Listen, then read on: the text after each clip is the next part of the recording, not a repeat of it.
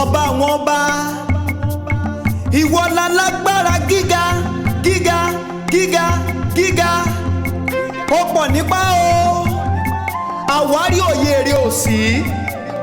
You are the final authority, commander-in-chief of all the universe. Ìwọ lọ́ba tá ò lè rọ̀ lóyè. Ìwọ lálágbára tá ò lè ṣẹ́gun, tẹ́nìkan ò lè bá figagbága.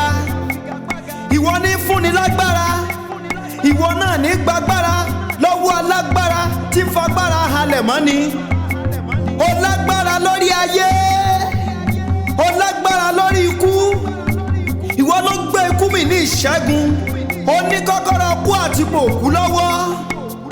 Ìwọ ló ní kọ́kọ́rọ́ Dáfídì. Bó o bá ṣí, kò sẹ́ni tó lè tì.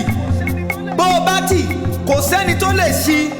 Ó kápá oṣó, bẹ́ẹ̀ ni ó kápá àjẹ́. Ó kápá lẹ́bọ lóògùn. Ó kápá mọ̀míwọ̀tá. Ó kápá gbogbo ẹ̀mí àìmọ́. Àló ó kápá èṣù bàbá wọn. Nípa ikú àti àjíǹde ọmọ rẹ̀ Jésù Kristi, ó ló yẹpẹrẹ gbogbo alágbára ayé pátápátápátá. You dethrone principalities and power, and you reign supreme títí ayé. Thine is the power, honor and glory, forever and ever títí láéláé o.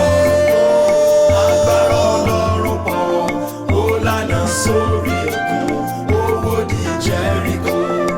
Agbára Ọlọ́run pọ̀, agbára Ọlọ́run pọ̀, ó lànà sórí òkun, ó wòdì Jẹ́ríkò. Agbára Ọlọ́run pọ̀, agbára Ọlọ́run pọ̀, ó lànà sórí òkun, ó wòdì Jẹ́ríkò. Nípa agbára ńlá rẹ, ó ṣẹ̀dá ayé àti ọ̀run. Ó pàṣẹ ìmọ́lẹ̀, lọ́gán lòkùnkùn wọgbó. You uphold all things by the word of your power. Agbára rẹ farahàn létí òkun pupa. Àwọn ọmọ Ísírẹ́lì rinlẹ̀ gbígbẹ́ kọjá láàrin alagbalúgbú omi. Ó ṣe ìrìbọmi ìparun fún Fáráò àtàwọn ẹmẹ̀wà rẹ̀ pátápátá. Ó gbèjà kẹ́rù ó boníjà. Ipá ńlá tó borí ipá, agbára tó borí agbára. Òkun rí ọ, ó sá. Jọ́dánì rí ọ, ó padà sẹ́yìn. Ta la kú wárápá níwájú ọkú yányán. Agbára rẹ pa kìnìún ayé lẹ́nu mọ́. Agbára rẹ sọnà ìléru di air condition. Ó rọ̀jò mọ́nà lágìjù. Odidi orílẹ̀-èdè gàjẹ́ yó fógójì ọdún gbáko. Láṣẹ rẹ, wúndí àfinú sọyún. Afọ́jú ríran, odi sọ̀rọ̀, òkú ọjọ́ mẹ́rin dálàyè. Kò sóhun tó ṣòro ṣe lọ́dọ̀ rẹ. Ọba lágbára gíga gíga gíga gíga, kì í bá tì lágbára rẹ. Ìwọ lọba tí bẹ̀rẹ̀ nígbà táyé bá ló parí.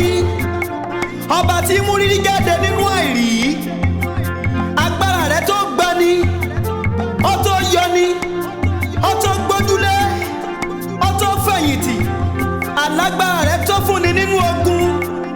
Never over my living body. Èmi ò jẹ́ bẹ̀rù ẹlẹ́ran ara kankan bí ó ṣe wọ́ tó lè para, tó lè pa ọkàn, tó tún lè wọ́ túrútú sínú iná ọ̀run ọ̀pá-àdì títí ayérayé. Tó gbogbo ènìyàn tó wà lábẹ́ ìgbèkùn èṣù, tó wà lábẹ́ ìjẹgàba òkùnkùn, ọdún ìtúsílẹ̀ yín ti dé. Gbogbo àjàgà di fífọ́, ìgbèkùn já nípa ìfàmì òróró yàn lórúkọ Jésù Kristi. Ìmọ́lẹ̀ ti dé, òkùnkùn rárí wọgbó. The captive is being freed, the oppressed are delivered, the snare is broken, your soul has escaped, the barren is conceiving. Alágbára ńlá ti dé, power has changed hands, and we are possessing our possession. Agbára Ọlọ́run pọ̀, agbára Ọlọ́run pọ̀, ó lànà sórí òkun, ó